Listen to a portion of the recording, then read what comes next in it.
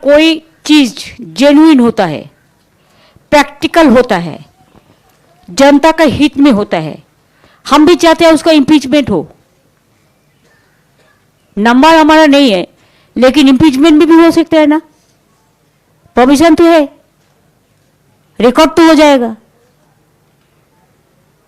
अगर ऐसा कुछ वो करते हैं तो हम भी हमारा पार्टी को एमपीज को कॉन्फिडेंस में लेके डिस्कस करके, हम लोग तो जब कोई पब्लिक इंटरेस्ट में होता है हम सब इकट्ठा होकर ही काम करते हैं, उसमें हमारा कोई एतराज नहीं। One example in my constituency Bhawanipur, see how they are working.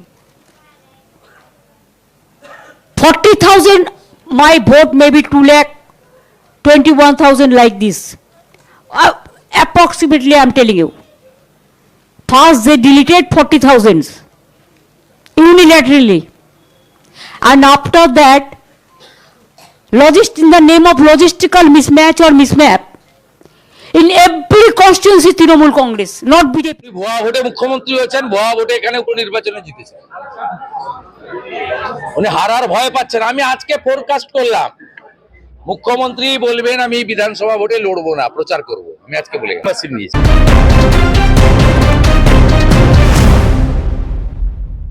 আজ দিল্লিতে বসে এক রাজনৈতিক নাটকের শেষ অঙ্ক দেখে ফেলল গোটা দেশ। একদিকে নির্বাচন কমিশন, অন্যদিকে মুখ্যমন্ত্রী মমতা বন্দ্যোপাধ্যায়, আর মাঝখানে দাঁড়িয়ে ভোটার তালিকা সংশোধন এসআইআর। ভবানীপুর আর নিজের রাজনৈতিক ভবিষ্যৎ। প্রশ্ন একটাই, এই ক্ষোভ কি গণতন্ত্রের জন্য নাকি নিজের সিট বাঁচানোর শেষ চেষ্টা? কেন হঠাৎ করে মুখ্য নির্বাচন কমিশন জ্ঞানেশ কুমারের বিরুদ্ধে ইমপিচমেন্ট হুমকি? কেন রাহুল গান্ধী রেট্রোস্কেপ আইনের সুরের সুর মেলালেন Mamata Bandyopadhyay?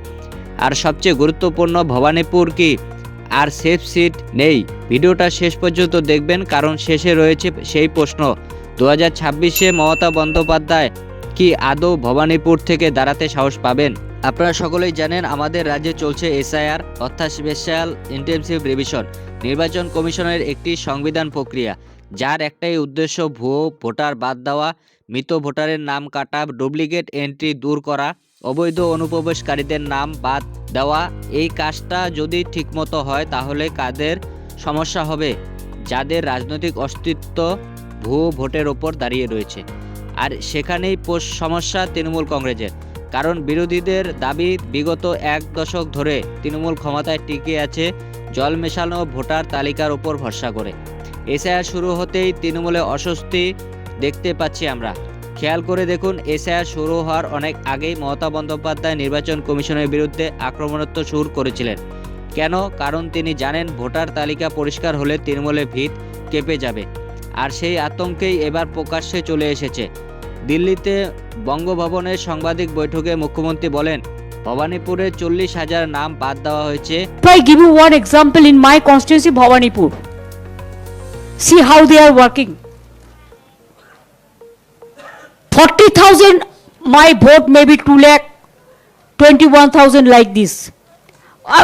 Approximately, I am telling you.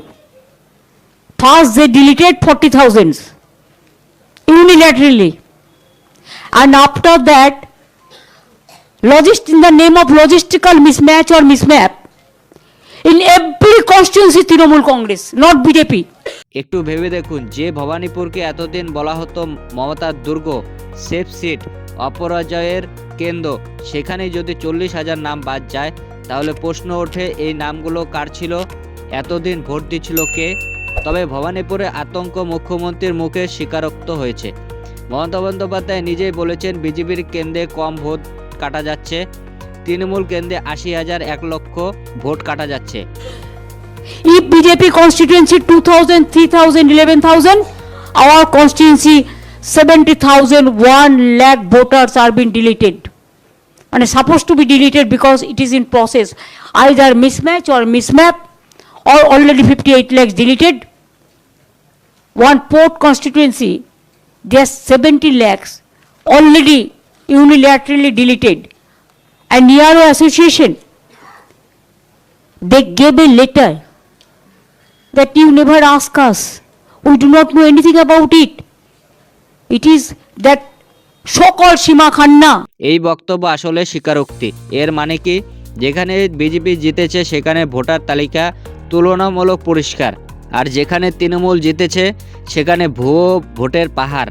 এই কথা তো এতদিন ধরে বলে আসছে বিজেপি, আর আজ সেই কথাই মুখ্যমন্ত্রী নিজেই বলে দিলেন। তবে রাজনৈতিক বিশ্লেষকরা মনে করছেন এই বক্তব্য আসলে নিজের আতঙ্ক ঢাকার চেষ্টা। নন্দীগ্রামে ভূত কি ভবানীপুরেও তাড়া করছে মমতা বন্দ্যোপাধ্যায়কে? নন্দীগ্রাম একটা নাম, একটা স্মৃতি, একটা ক্ষত। 2021 সালে মুখ্যমন্ত্রী হয়েও সমস্ত প্রশাসনিক শক্তি নিয়েও হেরে যেতে হয়েছিল শুভেন্দু অধিকারীর কাছে। আজ আবার শুভেন্দু অধিকারী বলেছেন মমতা বন্দ্যোপাধ্যায় যদি ভবানীপুরে দাঁড়ান ওখানেও হারাবেন। এটা শুধু রাজনৈতিক হুঙ্কার নয়, কারণ এসআইআর চলছে, ভুয়ো ভোট বাদ যাচ্ছে, বুথ স্তরে তৃণমূলের দখল দুর্বল হচ্ছে। তাই প্রশ্ন আর হাস্যকর নয়, ভবানীপুরেও কি নন্দীগ্রামের পুনরাবৃত্তি হতে চলেছে? তবে জ্ঞানেশ কুমার বনাম মমতা বন্দ্যোপাধ্যায়ের ইগো লড়াই চলছে, কারণ নির্বাচন সদনে মুখ্য নির্বাচন কমিশন জ্ঞানেশ কুমারের সঙ্গে ঘণ্টাখানেক বৈঠক করেছিলেন গতকাল। বৈঠক শেষে মমতার অভিযোগ উনি এমন আচরণ করেছেন যেন উনি জমিদার আর আমরা সব চাকর। কিন্তু প্রশ্ন হলো, নির্বাচন কমিশন কি রাজ্যের অধীনে নাকি সংবিধানের অধীনে? একজন মুখ্যমন্ত্রী কি নির্বাচন কমিশনকে নির্দেশ দিতে পারেন? না, আর সেই বাস্তবেই মেনে নিতে পারছেন না মমতা বন্দ্যোপাধ্যায়। তবে ইমপিচমেন্ট আইনি প্রক্রিয়া নাকি রাজনৈতিক চাপ দেওয়ার চেষ্টা? কারণ 24 ঘন্টা কাটতে না কাটতে মমতা বন্দ্যোপাধ্যায় বলেই দিলেন, अगर कोई चीज जेन्युइन होता है, प्रैक्टिकल होता है, जनता का हित में होता है, हम भी चाहते हैं उसका इम्पीचमेंट हो। नंबर हमारा नहीं है, लेकिन इम्पीचमेंट भी हो सकता है ना, परमिशन तो है, रिकॉर्ड तो हो जाएगा। अगर ऐसा कुछ वो करते हैं तो हम भी हमारा पार्टी को एमपीज को कॉन्फिडेंस में लेके डिस्कस करके, हम लोग तो जब कोई पब्लिक इंटरेस्ट में होता है हम सब इकट्ठा होकर ही काम करते हैं। আমরা চাইবো ইমপিচমেন্ট হোক, ধারা আছে, রেকর্ডে থাকবে। বলা চালিয়ে দিয়েছেন ইমপিচমেন্টের মানে জানেন? কত সংখ্যা লাগে জানেন? ইমপিচমেন্ট কিভাবে পাস করাতে হয় জানেন? কত এমপির ভোট লাগে জানেন? দুর্ভাগ্য, 15 বছর মুখ্যমন্ত্রী, 7 বারের এমপি ইমপিচমেন্টের পদ্ধতিই জানে না, সেই জন্য চটি চাটা সাংবাদিকদের দিয়ে খাইয়ে দিয়েছে, ব্রেকিং নিউজ দেখাচ্ছে। পদ্ধতিটা বলুন, টকশো বসান না, পদ্ধতিটা এক্সপার্ট যারা তাদেরকে নিয়ে বসুন, যারা পার্লামেন্টারি ডেমোক্রেসি জানে, রুল বুক জানে, যে বসুন না, উত্তর দিতে পারবেন না। গোটা মিথ্যাচার, পারসেপশন, ন্যারেটিভ তৈরি করে কাজ সকাল থেকে। এই কাজগুলো এক শ্রেণীর ইলেকট্রনিক্স মিডিয়াও করে, আর আইপ্যাকের এই লোকগুলো করে, আর যারা সাংবাদিকতা করেন অর্থ রোজগারের জন্য, মানে অবৈধ উপায়, এবং মুখ্যমন্ত্রীর চারদিকে ঘিরে থাকেন, মুখ্যমন্ত্রীর বাড়িতে উঠা বসা আছে, তাদের কাজ হচ্ছে এগুলো সূত্র বলে চালিয়ে দিয়ে গোটা পশ্চিমবঙ্গ জুড়ে মূল ইস্যু থেকে দৃষ্টি ঘুরিয়ে দিয়ে। আপনাদের কোন চ্যানেলেই মাধ্যমিকের আজকে প্রশ্নপত্র কেমন হয়েছে আলোচনা হচ্ছে না। মুখ্যমন্ত্রী ইমপিচমেন্ট আনবেন, সেটাই ব্রেকিং নিউজ। ইমপিচমেন্টের পদ্ধতিটা আগে আলোচনা করুন। সরি টু সে, আমি খুব গ্রাউন্ড রিয়েলিটি বলছি, আমার দায়িত্ব বিরোধী দলনেতার কাজ সবাইকে সতর্কীকরণ করা, সকলকে বলা এবং আসল সত্য তুলে ধরা। এটা লিডার অফ অপোজিশনের কাজ, এটাই আমি বলছি। আমি এ দলে সবাই পড়েন বলছি না, স্মল সেকশন পড়েন, তারা বায়াস লোক জানে, তারা চিহ্নিত।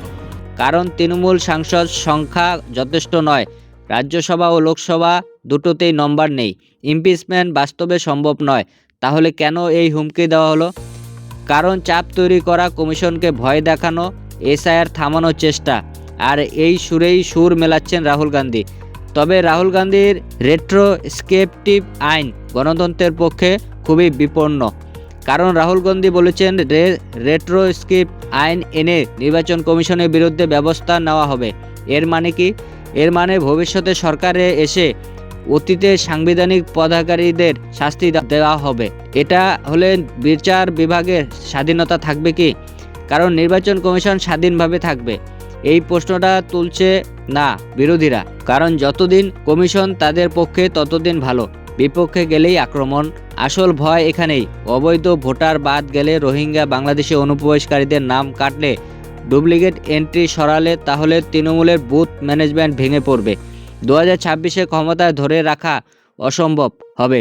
এই কারণে নির্বাচন কমিশনের ওপর চাপ তৈরি করা হচ্ছে, ইমপিচমেন্টের হুমকি দেওয়া হচ্ছে, অপমান করা হচ্ছে, নাটক, সবকিছুই একটা পরিকল্পিত রাজনৈতিক স্ট্র্যাটেজি হয়ে তৈরি হয়েছে। তাহলে প্রশ্ন হলো, ভবানীপুরে কি দাঁড়াবেন মমতা বন্দ্যোপাধ্যায়? এখন প্রশ্ন একেবারে পরিষ্কার, ভবানীপুরে 40,000 নাম বাদ গিয়েছে, এসআইআর চলছে, বিরোধীরা আক্রমণাত্মক, শুভেন্দু অধিকারী করা চ্যালেঞ্জ দিয়ে রেখেছেন। তাহলে কি মমতা বন্দ্যোপাধ্যায় কি ভবানীপুরে দাঁড়াবেন, নাকি অন্য কোনো আরও নিরাপদ সিট খুঁজবেন, নাকি 2026-এ প্রথমবার মুখ্যমন্ত্রী প্রার্থী না হয়েই লড়বেন? এই প্রশ্নগুলো উত্তর দেবে সময়। কিন্তু একটা কথা নিশ্চিত, দিল্লিতে নাটক শেষ, ভোটার তালিকা পরিষ্কার হচ্ছে, আর আতঙ্কে রয়েছেন শুধু একজন, মমতা বন্দ্যোপাধ্যায়। যদি নির্বাচন কমিশন সত্যি স্বাধীন হয় তাহলে কোনো হুমকিতে তারা মাথা নত করবেন না।